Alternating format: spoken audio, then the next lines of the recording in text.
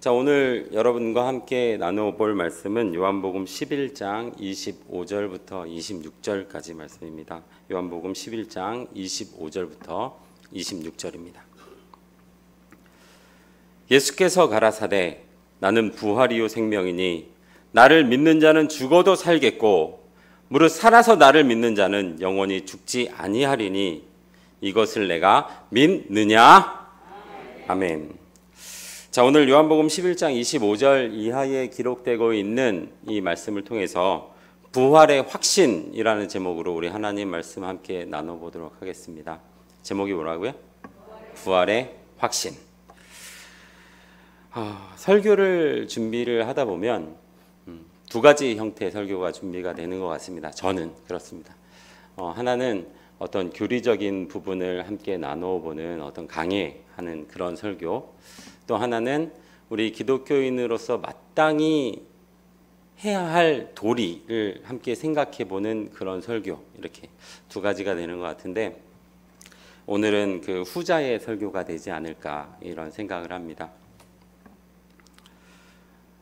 기독교가 다른 여타의 종교와 확연하게 차이가 나는 부분이 있는데 그 부분을 몇 가지가 있겠지만은 그 중에 하나만 들어라 라고 한다면 단연 부활이라는 겁니다. 부활. 다른 종교에는 없는, 유독 기독교에만 있는 부활.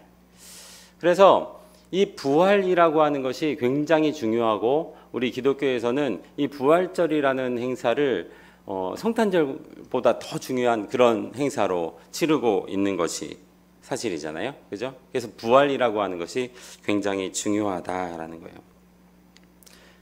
그런데 생각을 해봅니다. 우리 안 믿는 사람들 입장에서 생각을 해보면 부활이라고 하는 거, 사람이 죽었는데 그 죽은 사람이 다시 살아났다라고 하면 어떻게 받아들일까요?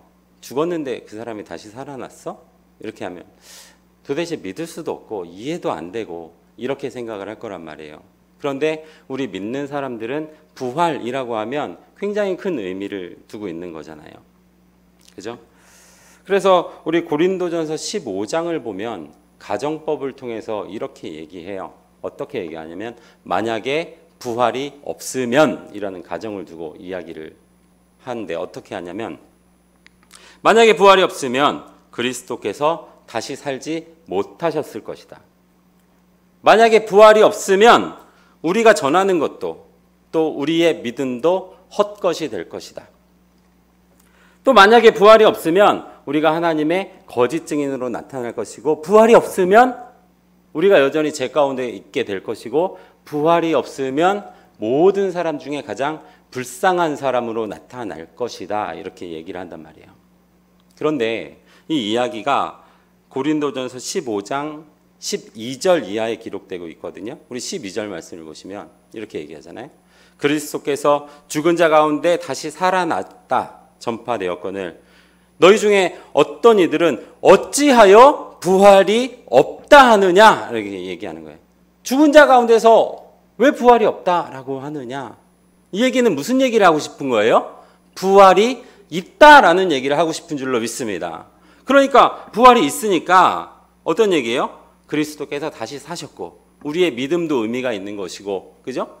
또 우리가 전하는 것도 의미가 있고 우리가 하나님의 증인으로 나타날 것이고 부활이 있기 때문에 우리가 죄에서 해방하는 그런 생활을 할 수 있는 것이고 부활이 있기 때문에 모든 사람들 중에 가장 행복한 자로 나타나는 것이다 라고 이렇게 성경은 말씀하고 있는 줄로 믿습니다. 그러면 여러분들은 이 부활이라고 하는 것에 대해서 마음으로 얼마나 확신을 하고 계십니까? 오늘 여러분들과 함께 생각해 보고자 하는 것은 이 내용입니다. 여러분들이 알고 스스로 아실 거예요. 스스로 아는 그런 내용들. 우리가 배워서 하는 거 말고요. 배워서 하는 거 말고 또 우리가 교회를 다니니까 당연히 부활이라는 거 인정하잖아요. 그 누구도 부활이라고 하는 걸 부인한 사람 아무도 없고요. 당연히 부활이라는 거를 믿는 거예요. 그런데 당연히 부활이라는 거 믿는 거 그거 말고 우리가 마음으로 얼마나 부활을 확신하고 있느냐라는 걸 한번 생각해 보자라는 것입니다. 이 부활이라고 하는 것이 나의 구원과 어떻게 연결이 되고, 이 부활이라고 하는 것이 우리 믿음 생활에 얼마나 중요한 것인가라는 것을 한번 생각해보는 그런 귀한 시간 되시기를 간절히 원합니다. 우리 요한복음 18장에 보시면 예수님께서 군병들에게 잡혀가는 거예요. 그리고 나서 베드로가 예수를 3번 부인하고 빌라도의 법정에서 사형을 언도받아요. 그리고 요한복음 19장을 보면 예수님께서 십자가에 달려 돌아가시고 20장에 보면 안식 후 첫날 새벽에 부활을 하시는 그런 성경의 역사가 기록이 되고 있단 말이에요. 그럼 그때에, 그러니까 요한복음 20장이 기록되고 있는 그 상황에 그때에 그때 보면 어떤 기록을 하고 있냐면 예수님의 제자들의 신앙 상태가 아주 적나라하게 드러나는 그런 모습을 우리가 바라볼 수가 있습니다. 예수님을 잡아갔던 그 유대인들이 혹시 나를 잡아갈까 싶어가지고 방문을 꼭 닫고 거기서 나오지도 못하는 그런 제자들의 모습을 볼 수가 있거든요. 아예 그냥 방문에 딱 닫아놓고 나오지도 않는 그런 상황이에요. 그때 생각을 해보면 그 전에 어떤 모습들이 있었습니까? 오늘 본문 말씀에 예수께서 가라사대 나는 부활이요 생명이니 나를 믿는 자는 죽어도 살겠고 살아서 나를 믿는 자는 영원히 죽지 않을 것인데 내가 그것을 믿느냐라고 하는 것을 그 전에 이미 예수님의 제자들에게 가르침을 했었잖아요.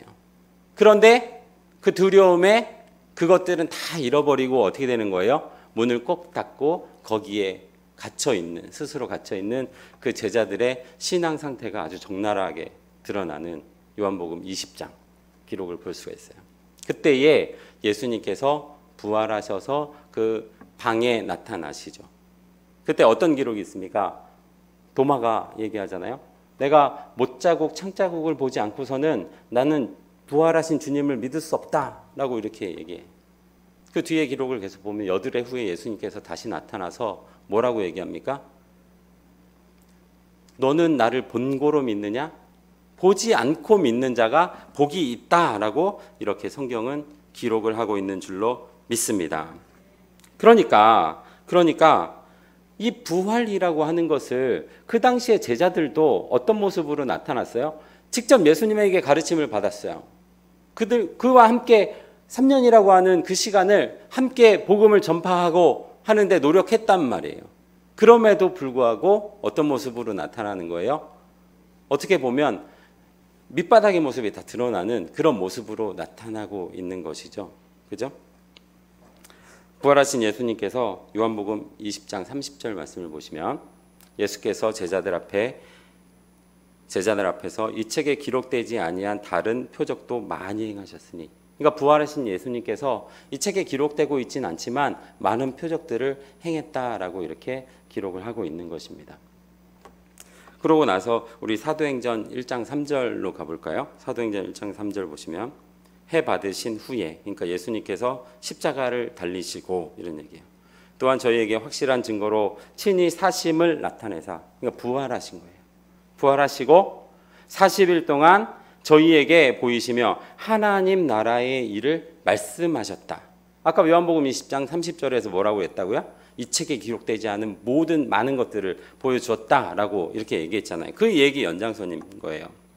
그러고 나서 어떤 일이 벌어집니까? 사도행전 1장 8절에 예수님께서 승천하시기 전에 예수님의 제자들에게 한 가지 약속을 합니다. 어떤 약속을 하냐면 오직 성령이 너희에게 임하시면 너희가 권능을 받고 예루살렘과 온 유대와 사마리아 땅끝까지 이르러 내 증인이 되리라 라고 하는 그런 약속을 한단 말이에요. 그러고 나서 그 예수님의 약속대로 오순절 날이 이르러서 성령이 임하는 역사가 사도행전 2장 1절 이렇게 기록하고 있는 거예요. 지금 우리 요한복음 18장부터 쭉 이어서 계속 보고 있는 거예요. 간단하게.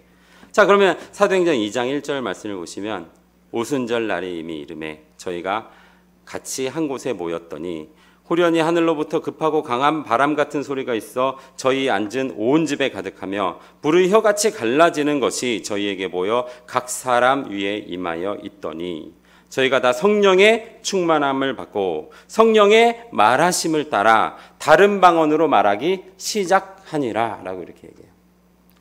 너희가 성령을 받으면 어떻게 한다고요? 온 유대와 사마리아 땅끝까지 이르러 내 증인이 된다 했고 그 약속이 사도행전 2장 1절에서 성령을 받는 역사로 이루어지고 있는 거예요. 그래서 다락방에 모였던 그 120문도 위에 성령이 임하니까 그들에게 어떤 역사가 임했습니까? 방언의 역사가 임했잖아요. 근데 그 방언의 역사가 오늘날의 방언과는 차원이 다른 그런 방언이었던 것 같아요. 오늘날 방언은 방언을 하는 사람도 모르고 듣는 사람도 모르고 그러지 않습니까? 그런데 사도행전 2장 7절 말씀을 보시면 이렇게 기록합니다.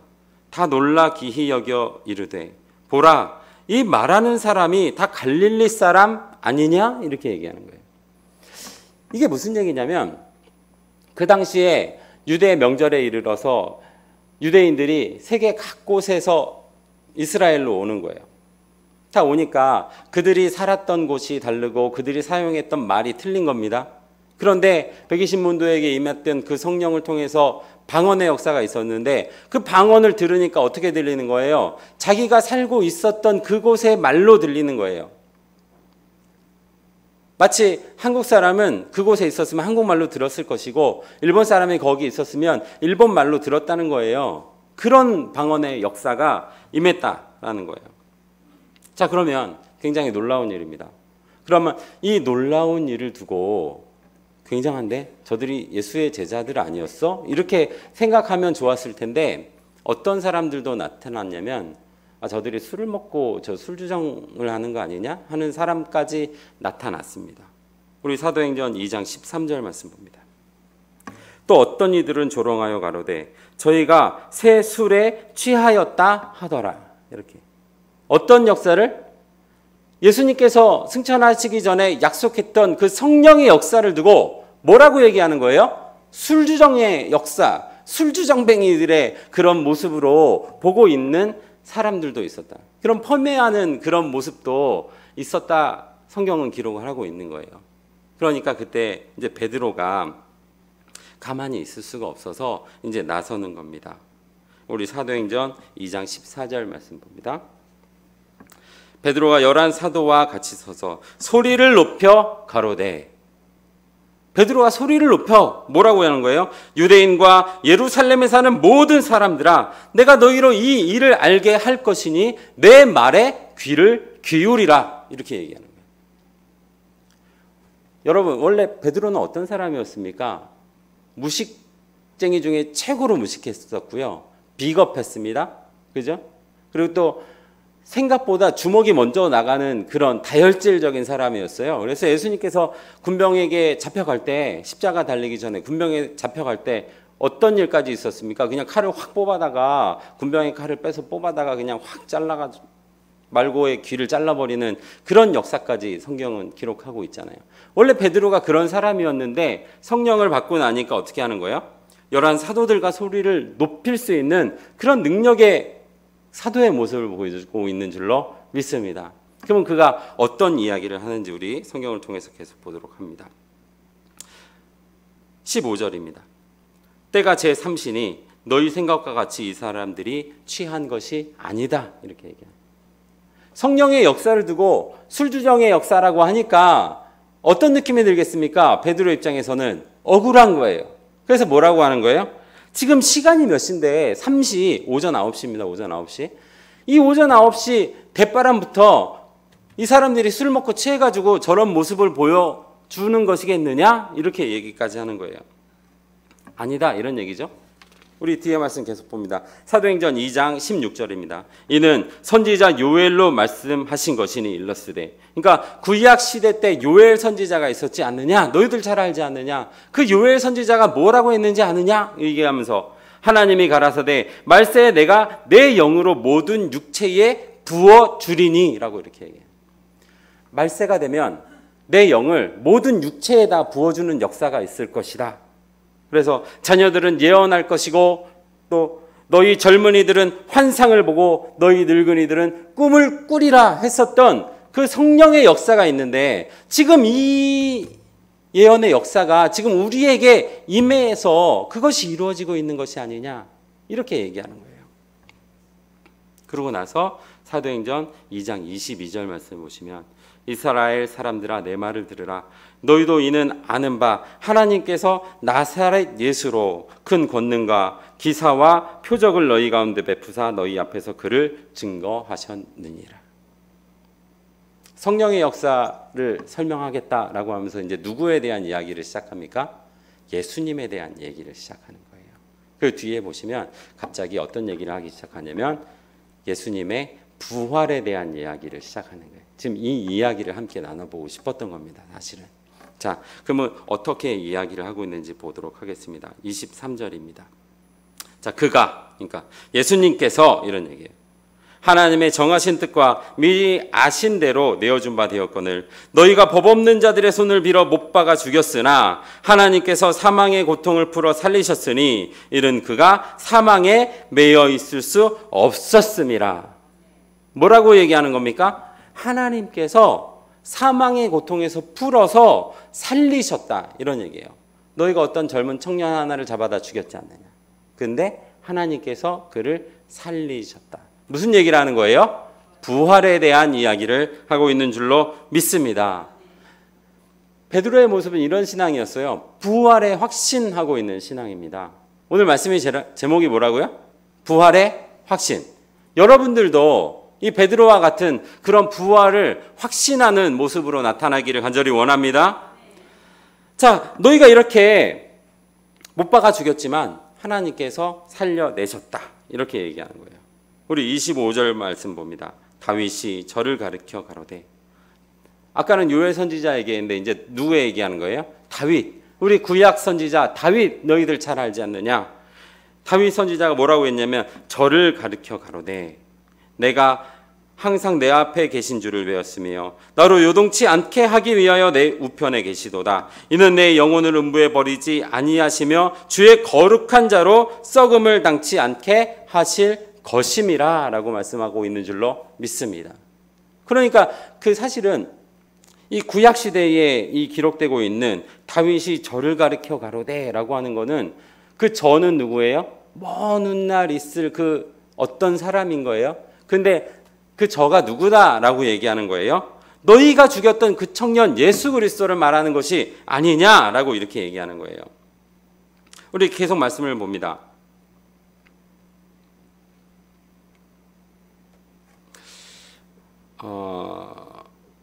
25절 다시 볼게요. 자, 다윗이 저를 가르쳐 가로되 내가 항상 내 앞에 계신 줄을 배웠으며 나로 요동치 않게 하기 위하여 그가 내 우편에 계시도다. 이는 내 영혼을 음부에 버리지 아니하시며 주의 거룩한 자로 썩음을 당치 않게 하실 것이다. 그러니까 메시아가 앞으로 오면 죽음을 당하더라도 썩음을 당치 않는 역사가 있을 것을 예언을 했는데 그 사건이 그 예수님의 부활에 대한 사건을 말하고 있는 것이 아니냐 이렇게 얘기하는 거예요.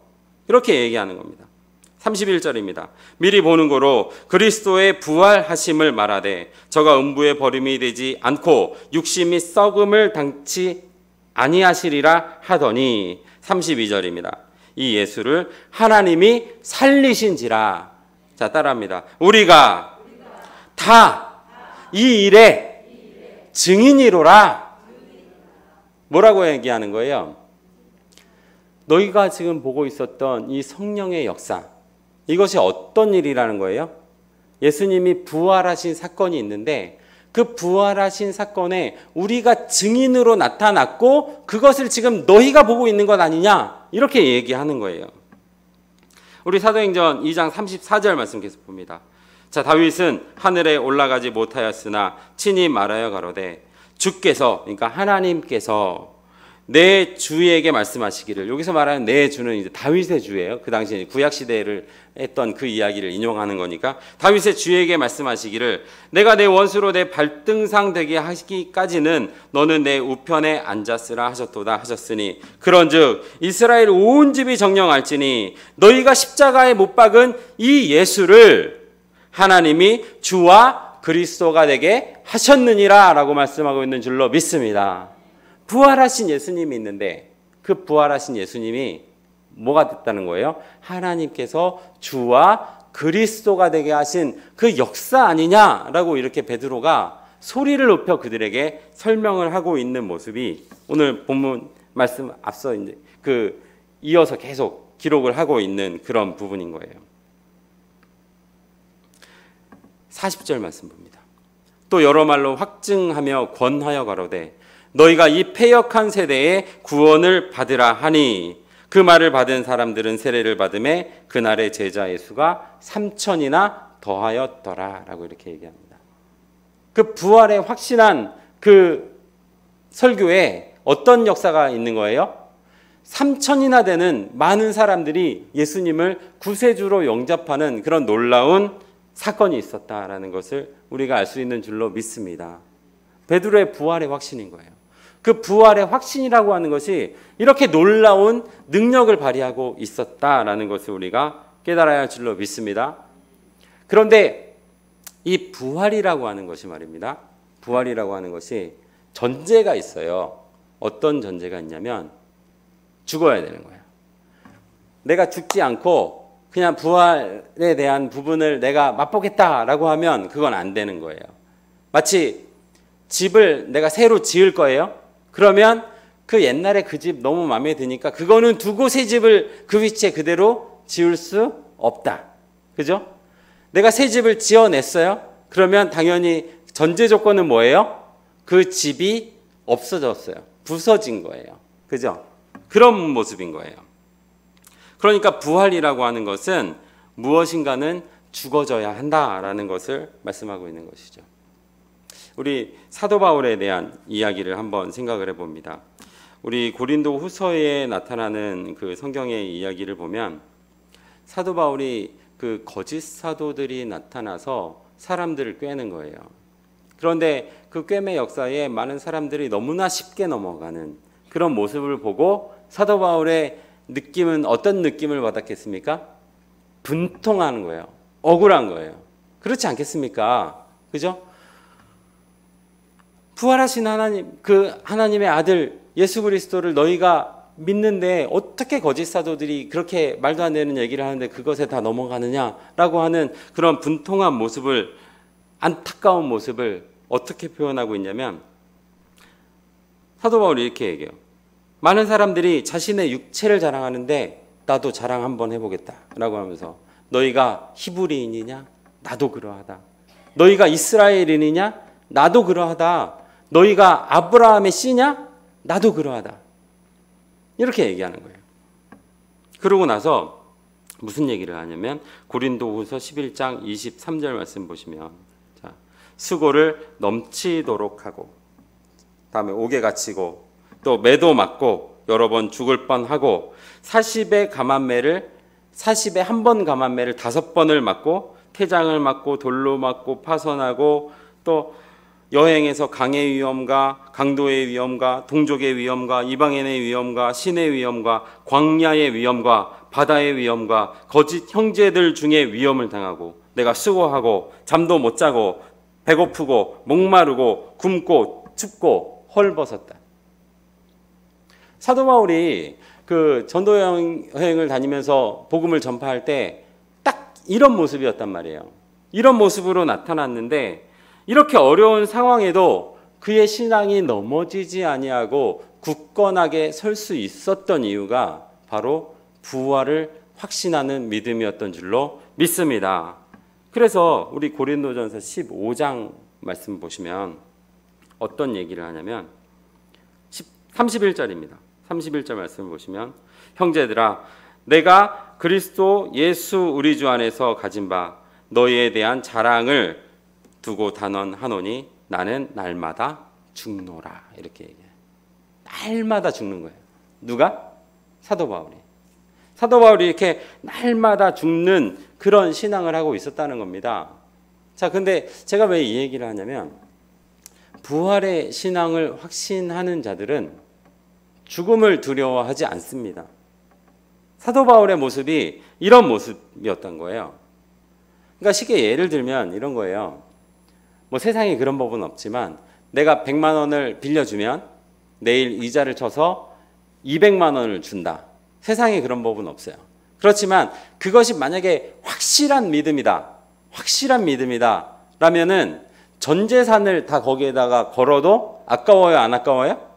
안 아까운 거예요. 확실한 믿음이니까 100%. 그죠? 그런데 100% 확실한 것임에도 불구하고 그것이 믿어지지 않으면 어떻게 하는 거예요? 그것에 걸지를 못하는 거잖아요. 그죠? 자, 물론 세상에는 그런 것은 없지만, 그죠? 그런 건 없지만 이 부활의 믿음이 확실하면 목숨이 두렵지 않은 거예요. 죽음도 두렵지 않은 거예요. 우리가 성경의 많은 부분을, 신약 성서의 많은 부분을 기록하고 있는 부분이 뭐냐면 그 사도 바울의 편지에 대한 내용이에요. 그래서 우리가 바울 서신이라고 얘기를 하는데 그 바울 서신 중에 에베소서, 골로새서, 빌립보서, 빌레몬서 이 네 편은 분류하기를 어떻게 분류하냐면 옥중서신이라고 분류합니다. 그러니까 이 편지글이 어디서 쓰여진 거예요? 감옥 속에서 쓰여진 거예요. 감옥 속에서 쓰여진.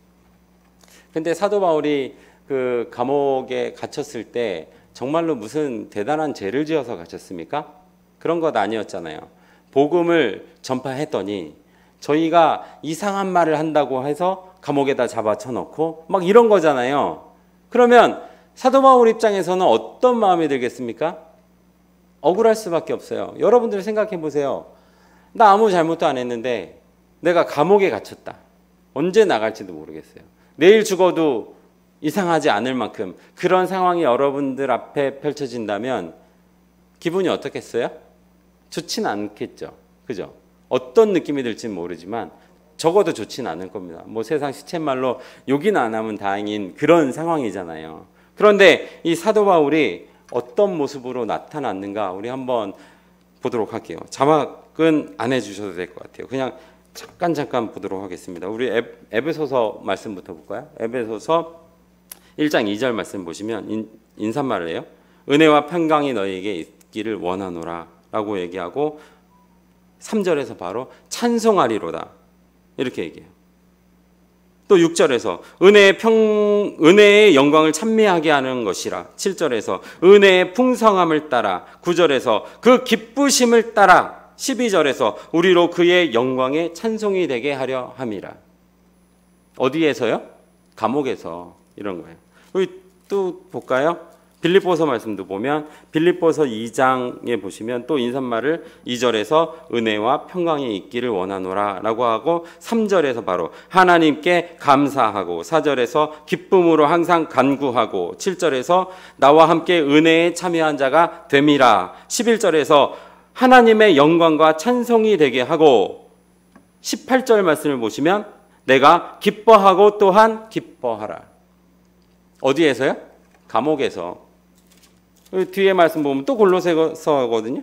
골로새서도 보면 2절에서 1장 2절에서 은혜와 평강이 있기를 원한다라고 얘기하고 나서 바로 3절에서 주 예수 그리스도의 아버지께 감사하고 다음에 4절에서 성도에 대한 사랑을 얘기하고 8절에서 성령 안에서 사랑을 또 얘기하고 이런 얘기예요. 빌레몬서 볼 필요도 없겠죠.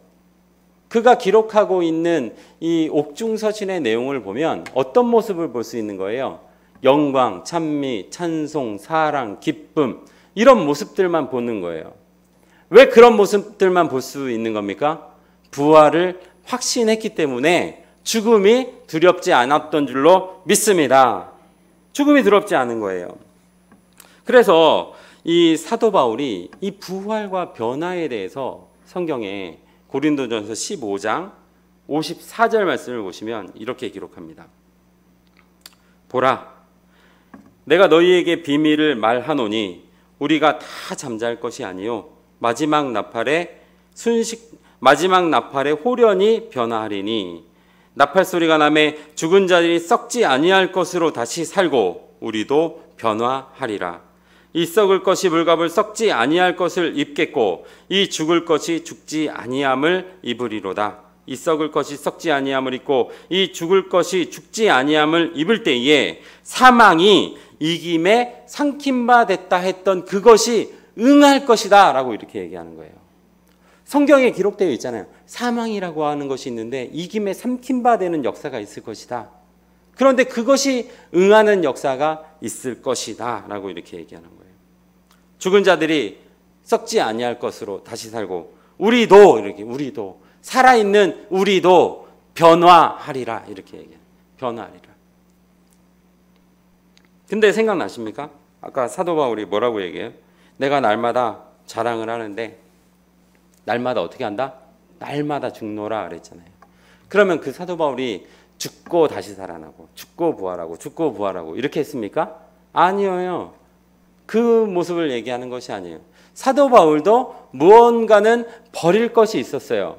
그런데 그것을 버려내는 거예요. 나 자신을 버려내는 그런 모습으로 나타나는 거예요. 우리 마태복음 8장 22절 말씀도 보시면 예수께서 가라사대 죽은 자들로 저희 죽은 자를 장사하게 하고 너희는 나를 쫓아라 이렇게 얘기해요. 죽은 자들로 죽은 자를 죽은 자들로 장사하래요.